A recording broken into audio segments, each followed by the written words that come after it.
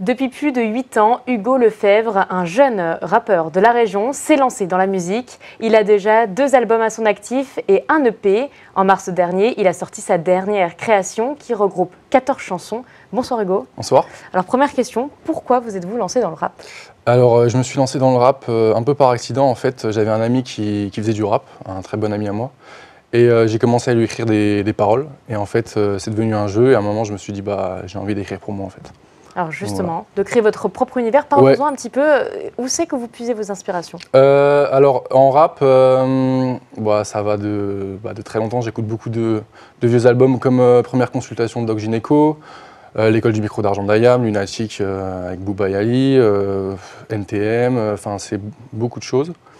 Et puis du rap américain aussi beaucoup, la liste est longue mais voilà. Et vous mélangez tout ça dans vos morceaux? Ouais. Que vous Absolument. écrivez vous-même et les paroles? Oui, absolument. J'écris toutes mes paroles. Voilà, ça vient d'où? Ça vient d'écouter beaucoup de rap et du coup et aussi de l'imagination, de ce qu'on vit, les émotions qu'on a au quotidien et puis ça nous inspire en fait tous les moments de vie qu'on passe, nos déceptions, nos réussites, voilà, un peu tout quoi. Alors justement, on va écouter un petit peu pour que les gens comprennent un peu votre univers. Ouais. Pour te porter secours, il faut porter ses couilles. Pour porter ses couilles, pas de port de secours. Tu sais, la vie veut nous porter ses coups. Je choisis bien tous mes pas dans ce cas. La prof ne me voulait pas dans ses cours. Elle me portait pas dans son cœur. J'aurais pu partir en couille, mais moi j'ai des choses à bâtir en douce. Top départ, chaque fois qu'on va quelque part. Avec mon équipe, on se tape des barres. Monte le son et baisse les vitres quand la clope démarre. L'album est hal.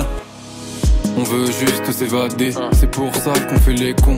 Et ta part, c'est ma part, donc jamais on fait les cons. Tu souris parce que t'es triste, cherche ta place comme dans Tetris. Tu critiques, tu prends pas de risque, parce que personne sait que t'existes. Je vois plein de gens sur le côté, qui sont un peu trop sous-côté. Je vois plein de gens sur le côté, qui sont un peu trop sous-côté. Alors on vient d'écouter 2 extraits. Dont votre dernier album qu'on a juste ici avec nous.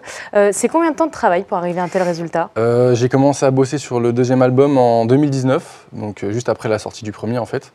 Et après, il y a des morceaux qu'on garde pas, des tentatives, et en fait, 5 ans plus tard, on a 14 morceaux, voilà.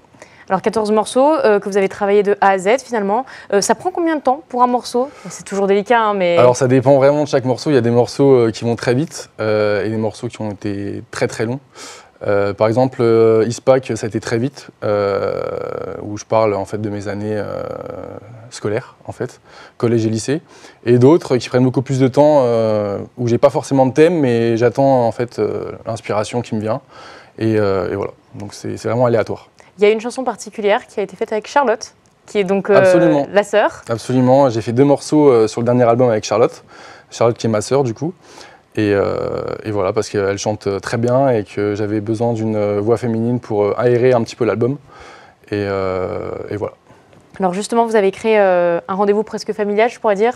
Oui. Dans les clips, il y a le petit frère, il y a exactement. Est-ce que c'est facile de mettre la famille au rap ou c'est plutôt compliqué? Non, c'est assez facile parce que ma sœur, elle est passionnée de musique, elle chante depuis toute petite. Donc moi, c'est un plaisir pour moi de l'avoir sur l'album. Et puis mon petit frère, j'avais envie en fait, il est sur un des morceaux, Balle de break, à la fin du morceau, et il répète le refrain avec sa voix d'enfant. Et je trouvais que c'était sympa en fait, de finir le morceau comme ça. Et oui, j'espère que ça lui plaît. Et oui, ça lui plaît en tout cas, il aime bien le rap. Alors, dernière question, on va terminer là-dessus. Quelle est la suite pour vous? Là, vous en êtes déjà à 4 créations. Ouais.